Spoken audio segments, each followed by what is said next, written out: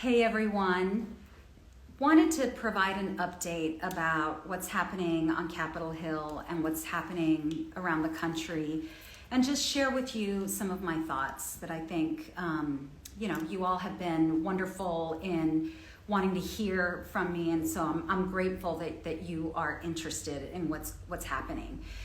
So we know that tonight the president is going to give a big speech. It's a joint address. There will be members of Congress, the House and the Senate there, the Supreme Court, the cabinet, the Donald Trump cabinet, etc. I have invited a guest from El Paso to be here, and he's amazing. His name is Cesar Cordero. He's an air traffic controller. In fact, he's president of the local union. Cesar is an immigrant. He's a veteran, and he is an incredible leader for his fellow air traffic controllers. And I spoke with him actually right after the horrible crash that happened here in Washington, D.C. that killed families and young people, from the ice skating community. That terrible night was just awful. And I reached out to Cesar because as the leader of his union, I know what happens anytime there's a tragedy that is related to an airplane or an airport. These folks feel it, and they feel it really deeply, and reached out to him. And my effort to reach out to him actually became more urgent after Donald Trump blamed the crash on DEI, essentially trying to say that it was a person of color or a woman who was an air traffic controller, and as a way to denigrate people. He blamed it on DEI. And so that Cesar is our leader locally of the Air Traffic Controllers Union, and as someone who is such an incredible patriot for our nation, he will be here to bear witness tonight during that speech. So he'll be seated in the gallery. And I will be honest with you all, I had been really torn about whether to be at the speech tonight, whether to boycott, whether to do something different like a teletown hall, or whether to be there. But as of right now, my plan is to be there. I feel it is very important. The House of Representatives, that chamber is the people's house. That chamber belongs to you, the American people. And that seat that I occupy belongs to El Pasoans. And I spent time when I was home this past weekend, got home on Thursday night, and attended various events on Friday, Saturday, Sunday, spoke to a lot of El Pasoans.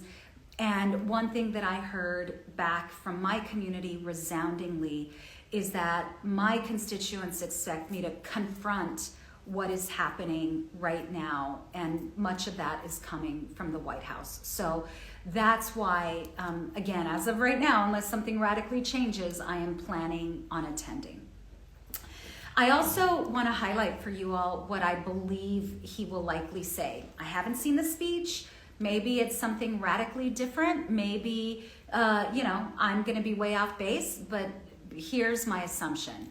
I believe he's going to talk about Doge and Elon Musk, and I think the president is going to lie.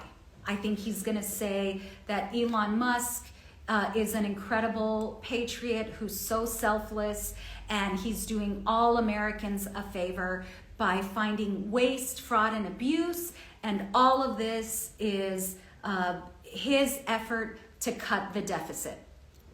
All of that is a lie. Just for those of you who may not be aware of this, but Elon Musk built his wealth off of federal contracts and loans, basically off of taxpayer money. And that's how he was able to create the massive wealth that he gets to enjoy. And by having access to government details and information, he has access to information on his competitors so that he can continue to expand his wealth at the expense of his competitors and on the backs of the American people. The other thing that's such an egregious lie, if the president makes this claim about wanting to save the deficit, is that the vast majority of this so-called waste, fraud, and abuse, if you've taken note, Elon Musk has had to go back and essentially make corrections. He has counted in his list of waste, fraud, and abuse contracts that expired years ago. He's turned contracts that are in the millions into the billions on paper. And basically, a lot of what they are targeting is just policies and programs they don't agree with. And all of this is happening not to cut the deficit, because you'll notice they never say everything we find here will help us literally reduce the deficit. And in fact, the deficit under Republicans and under the budget that they passed last week will grow by over $4 trillion. So if he talks about DOGE, if he talks about cutting waste, fraud, and abuse, I suspect much of what he will say will be untrue. I think he's also going to talk about how great the country is doing since he's become president. I think it's important to remember that he told the American people that on day one, he was going to lower costs. Not only is that not true, but we're moving in the opposite direction. When Joe Biden left the White House, inflation was decreasing. Donald Trump, since his time in the White House, inflation has gone up. These mass layoffs of hundreds of thousands of employees will cause unemployment to go up.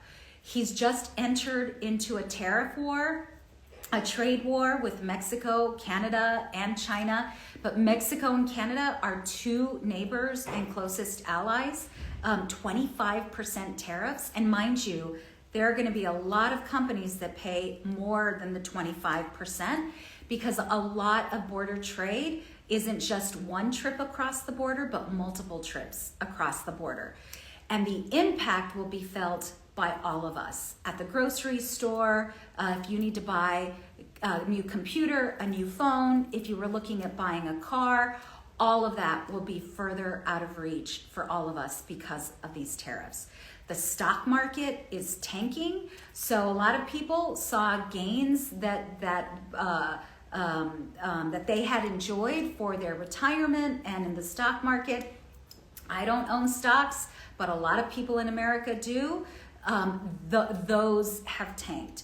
So no, we are not entering a golden age in our country. In fact, I am really concerned about the impact that all of this will have, not just on people in my community, but across the state and across the country.